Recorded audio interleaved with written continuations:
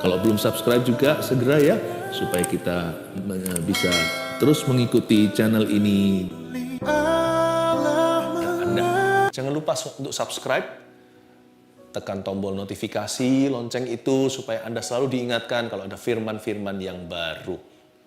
Hari ini saya berikan topik begini, catat itu. Apa yang bisa dibeli tanpa uang? Ya, Anda tidak salah dengar. Apa yang bisa dibeli? Kita beli nih, tapi tanpa uang. Apa ya? Bukannya dunia percaya uang bisa beli segala sesuatu. Banyak orang kaya berpikiran begitu. Harta adalah mamonnya. Nggak tentu. Uang nggak bisa beli segalanya. Memang betul banyak hal di dunia ini tolak ukurnya adalah money. Sayangnya, hormat juga perlakuan orang terhadap sesama seringkali terpengaruh dengan itu. Tapi saya ingin Anda untuk melihat satu perikop cerita di Alkitab sehingga kita kembali ke basic. Kembali kepada dasar dan fondasi hidup manusia yang dari Tuhan. Nah, Tuhan itu ada sebelum ada uang dan nilai tukar dagang. Tuhan itu sudah ada. Jangan merasa kayak dunia ini sudah kiamat kalau kita kehilangan harta. Harta bisa dicari kembali. Tetapi kita harus punya prinsip ilahi bahwa ada hal-hal tertentu bisa dibeli tanpa pakai uang sama sekali. Nah, mari kita lihat kebenaran ini, Kisah Para Rasul pasal yang ketiga, ayat 3-8 saja. Saya baca seluruhnya dulu, nanti ayat per ayat saya bahas. Ketika orang itu melihat bahwa Petrus dan Yohanes hendak masuk ke bait Allah, ia meminta sedekah. Mereka menatap dia dan Petrus berkata, "Lihatlah kepada kami." Lalu orang itu menatap mereka dengan harapan akan mendapat sesuatu dari mereka. Tetapi Petrus berkata, "Emas dan perak tidak ada padaku. Tetapi apa yang kupunyai kuberikan kepadamu. Demi nama Yesus Kristus, orang Nazaret itu, berjalanlah." Lalu ia memegang tangan kanan orang itu dan membantu dia berdiri. Seketika itu juga kuatlah kaki dan mata kaki orang itu. Ia melonjak berdiri, lalu berjalan kian kemari dan mengikuti mereka ke dalam bait Allah. Berjalan dan melompat-lompat serta memuji Allah. Ini adalah mujizat pertama setelah Yesus kembali ke sorga. Tak lama setelah Pentakosta, Petrus menyembuhkan seorang lumpuh. Kalimat itu very unique, sangat istimewa. "Emas perak tidak ada padaku, tapi apa yang kupunya kuberikan padamu." Lalu setelah itu si lumpuh berjalan. Padahal dia itu sudah lumpuh puluhan tahun. Bahkan orang itu nggak bisa berjalan sama sekali. Ini keajaiban. Tapi ada satu prinsip di sini yang saya mau bahas karena Petrus menyinggung soal emas. Apa yang bisa dibeli tanpa uang? Kita baca kembali, ulang lagi di ayat yang ketiga. Ketika orang itu si lumpuh melihat bahwa Petrus dan Yohanes hendak masuk ke bait Allah, ia meminta sedekah. Orang itu melihat dua rasul dan murid Yesus mau masuk ke bait suci, orang itu minta sedekah di sana. Sebenarnya ya, Petrus, Yohanes sama orang ini nggak ada bedanya. Sama kita juga nggak ada bedanya. Kaya miskin kan hanyalah tingkatan ekonomi. Sebenarnya setiap manusia di dunia ini hanyalah pengemis di mata Allah. Yang beda itu hanyalah pinggan atau piringnya. Sebab nasi itu dari Tuhan. Ada uang nggak tentu ada barang. Ya, orang punya barang juga nggak tentu bisa jual. Orang punya duit juga nggak tentu bisa beli. Kalau kelaparan terjadi, masa emas itu mau dimakan? Masa mau kita makan sama nasi? Bagaimana kita mengunyah perak? Maksud saya di sini, kita semua itu hanya pengemis di mata Allah. Kita semua sama aja. Hanya bedanya ada orang yang pinggan atau piringnya itu terbuat dari plastik, ada yang dari emas. Bedanya hanyalah di bahan, tapi makanan dari Tuhan. Berarti rezeki itu datang dari Bapa. Rezeki tidak datang dari usaha kita semata-mata. Karena itu jangan pernah akhirnya harta menjadi berhala. Bagaimana kita tahu kalau harta itu menjadi berhala? Kalau diambil sedikit dari kita, kehilangan rasa aman. Coba tanya pada dirimu sendiri, rasa amanmu pada Tuhan atau pada mamon? Rasa aman kita itu pada apa? Ingat poin ke-1 ini yang saya mau bawa pada Anda. Ingat rema ini. Rezeki itu dari Allah datangnya. Ya. Kita ini semua miskin di hadapannya. Konglomerat bahkan. Makanya ada pepatah berkata, berbahagialah orang yang miskin di hadapan Allah. Semua manusia, tak peduli berapapun hartanya, miskin di hadapan Allah. Karena berkat-berkat sesungguhnya Tuhan taruh pada hal-hal yang bukan moneter. Ya, mari kita lihat ayat 4. Mereka menatap dia. Dan Petrus berkata, lihatlah kepada kami. Ini profetik sekali di ayat 4 ini.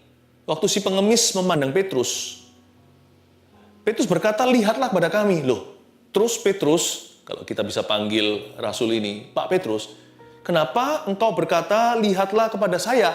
Bukannya pengemis itu sudah memandang dia? Nah, memandang kemana? Pengemis itu salah. Dia memandang ke tangan. Petrus suruh dia pandang ke wajah. Profetik sekali hubungan kita dengan Allah Bapa, sumber segala rezeki manusia. Jangan pandang tangannya. Meskipun kita semua berstatus pengemis di hadapan sorga, kita ini nggak punya apa-apa, semua itu dari Tuhan. Tapi jangan biasakan memandang tangannya Allah. Pandanglah wajah Bapa. Pengemis itu salah posisi rohaninya. Dia memandang Petrus mengharap sesuatu untuk menerima sedekah. Dia pandang tangannya. Petrus berkata, hey, look at me. Lihat itu, lihat mata. Tataplah mata saya.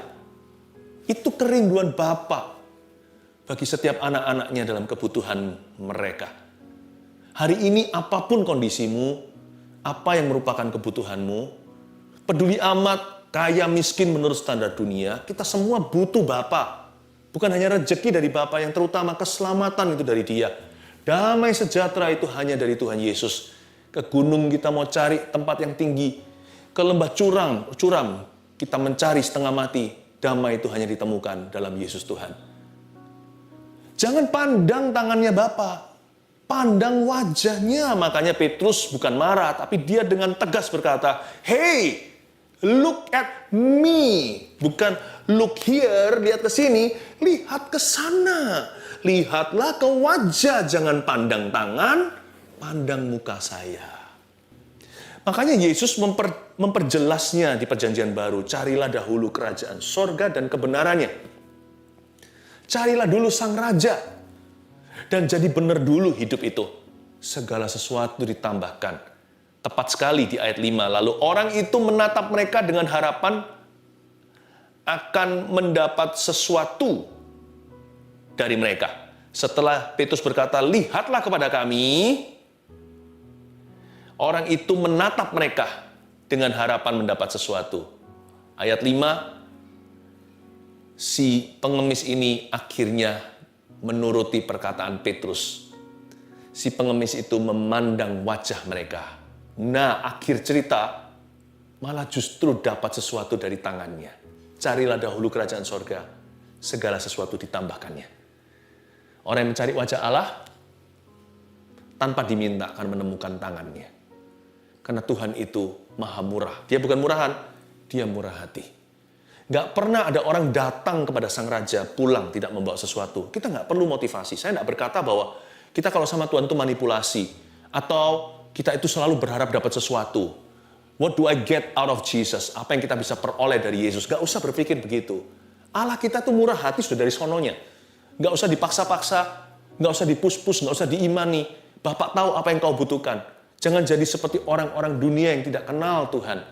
Mereka mencari hal-hal yang sia-sia. Burung pipit di udara aja dipelihara. Bunga di padang dia hiasi. Bahkan Salomo dalam masa jayanya gak bisa menyaingi. Bapamu tahu apa yang kau butuhkan sebelum kau memintanya. Bukankah itu pengajaran Yesus? Tapi kita tetap harus meminta. Karena kita harus exercise relationship, kita harus mempraktekkan hubungan. Kita harus mempraktekkan itu. Sekalipun saya tahu, istri saya tahu saya itu mencintainya, saya tetap harus berkata I love you, sebaliknya juga sama. Exercise relationship. Doa itu mempraktekkan hubungan. Makanya Yesus ajarkan. Satu sisi dia berkata, Bapakmu tahu sebelum kau minta. Satu sisi lagi berkata, mintalah dalam namaku. Maka ada perkataan juga, minta, maka kau mendapat, cari, kau menemukan. Ketok pintu akan dibukakan. Exercise relationship bukan karena Tuhan itu alot. Karena Tuhan itu sulit sekali mencairkan dana. Saya bukan bicara soal uang ya. Maksudnya jawaban doa. Enggak lah, banyak orang kira Tuhan itu jual mahal. Lain, itu setan yang beritahu. Allah kita itu murah hati. Enggak murahan. Murah hati itu lawan katanya jual mahal. Kita yang jual mahal sama Tuhan. Kita nggak mau doa berbagai alasan. takut ngerepoti Tuhan. Atau beberapa orang pesimis, nggak mau doa, kenapa? Sulit dapatnya. Lebih gampang pergi ke orang-orang yang menjanjikan dengan mudah, yang instan, atau yang pakai kuasa gelap. Kenapa kita ragu, kenapa kita bimbang? Bapa itu baik hati. Dia ready untuk menjawab doamu, bahkan materi. Tapi semua yang baik dan sempurna, Yakobus katakan, itu adalah berkat dari Bapa. You have to believe in blessings. Bukan menjadi blessing oriented man atau menjadi orang yang orientasinya berkat-berkat doang. Enggak.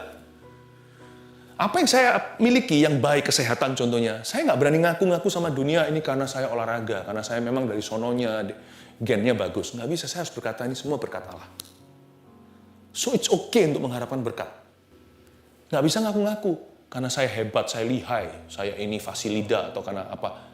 Semua yang terjadi itu adalah berkatmu. So it's okay, boleh untuk minta berkat dari Tuhan, boleh. Tuhan Yesus sendiri ajarkan dalam doa Bapa kami. Salah satu dari doa itu, bukan satu-satunya tentunya.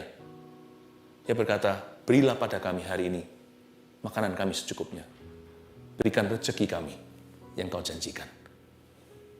Orang itu memandang kepada Petrus, dapat sesuatu dari tangannya. Ayat 6. Tetapi Petrus berkata, emas dan perak tidak ada padaku, tetapi apa yang kupunyai, kuberikan kepadamu.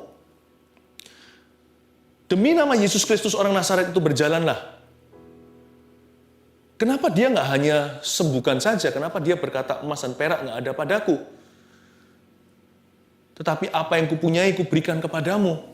Petrus hendak menunjukkan, sebenarnya ini edukasi, pendidikan yang luar biasa. Si pengemis itu sudah terbiasa dengan kehidupan meminta-minta. Jadi Petrus harus angkat mentalnya. Petrus nggak tertarik hanya sembuhkan fisiknya, dia juga harus memperbaiki mentalitasnya. Petrus berkata gini loh, bro, keberhasilan hidup itu nggak semuanya itu bisa dibeli. Ayo beriman sama Tuhan. Jangan pada mamon yang bisa seolah-olah menyelamatkan hari. Hari ini ada duit bisa makan. Nggak ada duit kita mengeluh dan berkata, kiamat matilah aku. Petrus hendak meluruskan hati sang pengemis itu yang sudah terbiasa dengan lifestyle begini. Dia berkata, aku nggak punya emas perak ya. Coba, ku beri engkau solusi yang bukan dari harta duniawi. Berjalan. Petrus bukan hanya sembuhkan kakinya. Petrus sembuhkan hatinya. Emas dan perak. Emas dan perak. Very interesting. Sebenarnya emas itu sudah ada dari Kejadian pasal 2. Nggak usah dibuka. Di sana ada emas yang sangat baik. Bahkan ada juga batu krisopas. Beberapa batu-batu yang seperti berlian mahal. Itu ada di sungai itu. Tapi kok nggak pernah dikelola, nggak pernah diapa-apain sama Adam dan Hawa. Gini, emas dan perak itu dahulu tiada, tidak berharga. Mengapa? Karena manusia hidup tidak ada yang namanya kekhawatiran sebelum jatuh dalam dosa. Tapi setelah jatuh yang namanya bumi ini ke dalam dosa Adam dan Hawa, manusia jadi khawatir. Sehingga orang-orang mulai investasi. Orang-orang mulai menyimpan. Takut-takut masa depan. Boleh. Karena Yesus sendiri ajarkan. Bahkan di kitab Amsal dari Perjanjian Lama sudah diajarkan bahwa semut itu mengumpulkan di musim panas. Belajar dari dia, hai si pemalas. Kita harus menabung. Kita diajarkan oleh Tuhan, hati jangan melekat tapinya di sana. Tetapi kita harus bisa bertanggung jawab dengan talenta. Jangan dikubur, tapi dikelola. Talenta di situ sebenarnya adalah 34 kilo sesuatu. Talenta di sana itu juga bicara tentang mata uang. Bukan talenta seperti bahasa Indonesia itu bakat artinya. Jadi Yesus juga ajarkan untuk kita mengelola. Tapi jikalau hartamu bertambah, janganlah hatimu melekat kepadanya. Saya mau jelaskan pada Anda bahwa emas itu baru menjadi mahal, super mahal ketika hati manusia khawatir. Lu boleh menabung, menginvestasi, tetapi berapa orang menjadi berlebih. Mereka menaruh percaya pada mamon. Udah, nggak sama Yesus sama sekali. Tuhan ajarkan nabung, kita bisa berlebihan. Tuhan ajarkan kita investasi, kita mengira bahwa masa depan kita akan tergantung dengan itu. Sehingga orang berani membunuh, merampas, berani saling melukai, bahkan mencuri. Demi supaya mereka mengalami kepastian akan hari esoknya. Manusia jatuh menjadi serakah. Dan ketika emas diperebutkan, dan perak ini juga, mereka menjadi langka. Lalu dengan hati manusia yang sudah notabene serakah, disilusilah dengan harta. Disinilah emas jadi sangat-sangat mahal. Padahal sebenarnya emas itu tidak berharga di dunia yang tanpa curiga. Ketika manusia saling mengasihi, tetapi itu nanti suatu hari di sorga.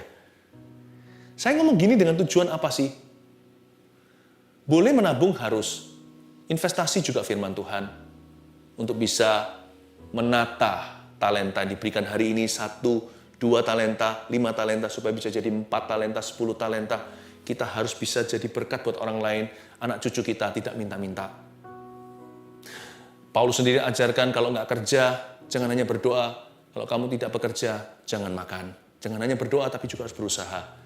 Hatimu harus melekat pada Kristus, karena rezeki dari situ, gunung batuku, itulah keselamatanku.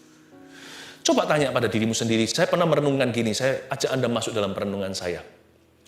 Kalau tanpa uang ya, saya masih punya apa ya? Pernah mikir nggak?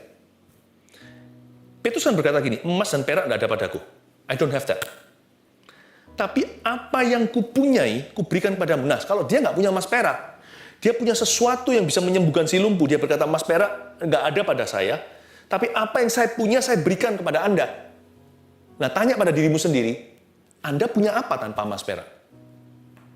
Sana masih punya apa kalau tanpa uang? Saya pernah tanya pada diri sendiri, merenungkan begini, apa yang saya masih punya ya? Tanpa duit sama sekali. Saya beritahu ya, ada 3 hal yang saya pikirkan saya punya ini. Saya masih punya Tuhan dan janji-janjinya. Selama saya masih punya Tuhan dan janji-janjinya, saya tidak boleh bunuh diri. Saya tidak boleh putus asa. Asa itu kan semangat. Asa semangatnya itu putus. Nggak harus bunuh diri. Tapi Anda nggak harus mati rohani. Selama saya masih punya Tuhan dan janji-janjinya, saya bisa bangkit kembali. Apapun yang hilang masih bisa dicari. Selama saya punya Tuhan dan janji-janjinya, tiap pagi diperbaharui. Selama saya punya Tuhan, saya punya segala-galanya. Sekalipun kalau daging dan batinku habis lenyap, gunung batuku dan bagianku tetap adalah Allah selama-lamanya. Saya mau memberikan kekuatan iman bagi Anda yang merasa kehilangan segalanya di masa pandemi. Atau nggak usah masa pandemi, pokoknya dalam hidup ini. Remember, if you have Christ, you can always start over again. Anda punya Kristus, Anda bisa mulai lagi. Apapun yang hancur, diruntuhkan, akan bisa dibangun di atas reruntuhannya. Saya yakin. Saya kadang-kadang saya memikir gini, kalau tanpa Tuhan saya masih punya apa ya? Tanpa Tuhan saya tidak punya. Kalau tanpa Tuhan saya tidak punya apa-apa. Yohanes 15 katakan, di luar aku kamu tidak bisa berbuat sesuatu. Tapi kalau saya tanpa uang, saya masih punya apa ya? Saya masih punya Tuhan dan janjinya. Hal yang kedua, saya masih punya keluarga yang takut akan Tuhan. Selama Anda punya keluarga itu, ada takut akan Tuhan, Tuhan pasti pelihara. Anak-anak, kalau Anda punya anak, mendidik mereka dalam takut akan Tuhan, nggak mungkin keturunanmu minta-minta roti. Nggak tentu jadi kaya raya. Siapa bilang ikut Tuhan pasti kaya? Nggak. Tapi ikut Tuhan pasti berbuah. Catat itu. Nggak bisa nggak kalau kita ikut Tuhan, kalau akarnya, oyotnya itu pada Bapa. Kita nggak berbuah itu nggak mungkin. Nggak mungkin kita kering. Nggak mungkin itu. Selama kita masih punya keluarga. Without money, I still have family. Ketiga, tanpa uang, masih punya apa ya saya? Saya masih punya karakter. Dan saya masih punya talenta dan kemampuan. Itulah keyakinan diri di dalam Tuhan. I have character, I have skill, I have talent.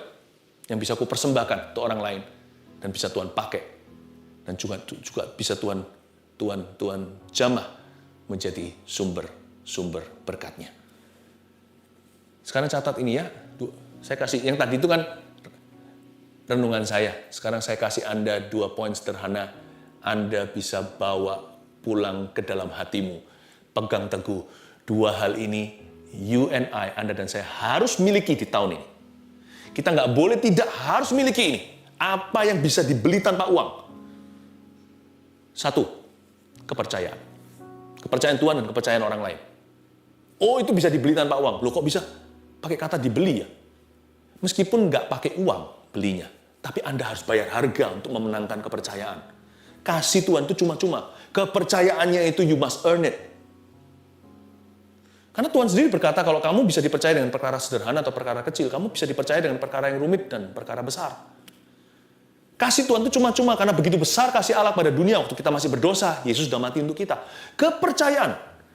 Nggak apa-apa, sekalipun sekarang Anda belum lihat hasil, asal kepercayaan itu meningkat, kepercayaan Allah dan kepercayaan orang lain Anda bertanggungjawabkan, Anda punya masa depan. Sekalipun sekarang sering disia-siakan, ditipu orang atau dikecewakan, tapi kalau Anda selalu membawa diri menjadi orang kepercayaan, salahnya itu bukan pada Anda. Anda bukan alamat salah. Anda bisa disalahi. Tapi kalau Anda menjaga kepercayaan yang diberikan kepadamu dari Kristus setiap hari dan dari orang sekelilingmu, tahukah? Itulah permulaan rezekimu. Orang bisa bangkrut karena hilang harta. Selama dia adalah orang yang bisa dipercaya, pasti akan selalu dicari oleh dunia. Kepercayaan. Ingat ya, itu bisa dibeli tanpa uang. Tapi harus membayar harga. Karena Anda harus tahan pencobaan. Harus mempertahankan kepercayaan. Yang kedua, penyertaan. Selama ada penyertaan Tuhan, ada penyertaan kuasa Tuhan, percayalah, penyertaan itu tidak bisa dibeli dengan uang. Tetapi ketika Anda dan saya mau membayar harganya, hidup sungguh-sungguh dan takut akan Tuhan, penyertaan itu ada. Tuhan itu membedakan antara orang fasik dan orang benar. Tuhan membuat perbedaan. Penyertaan Tuhan. Dan saya berkata sama Tuhan, kalau itu berarti saya tidak ikut-ikutan dengan orang fasik, saya tidak berdiri di jalan orang berdosa, tidak duduk dengan pencemooh, orang gosip saya tutup telinga, orang balas gigi ganti gigi, saya nggak mau lakukan itu.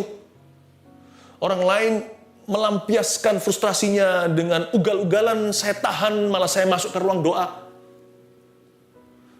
Yang lainnya meninggalkan Tuhan, saya saat teduh. Kalau itu harga yang harus kubayar terus. Kalau itu berarti hidupku kau sertai. Ya Tuhan, kalau berarti Engkau akan selalu berada di dalam hidup saya, Roh-Mu menyertaiku, kubayar itu apapun harganya. Tanpa uang, Anda bisa menjadi seorang yang disertai oleh Tuhan. Dua hal ini Anda dan saya harus miliki di tahun ini. Apa itu? Kepercayaan. That you can buy without money. Yang kedua, penyertaan. Itu tidak bisa dibayar dengan harta duniawi. Bayarlah harga dengan hidup sungguh-sungguh dengan Tuhan tahun ini. Lihatlah, Tuhan punya rencana. Uang bisa beli segala sesuatu? Nggak tentu. Tuhan menyediakan dua hal you can buy without money. Kejar itu, dapatkan itu. And this year will be a year of fruitfulness for you. Menjadi tahun yang penuh dengan buah. Mari kita datang ke hadirat Tuhan, minta Tuhan basuh kita sekali lagi, supaya rasa aman kita bukan pada dunia, tapi pada Tuhan Yesus saja. Haleluya. Basuh.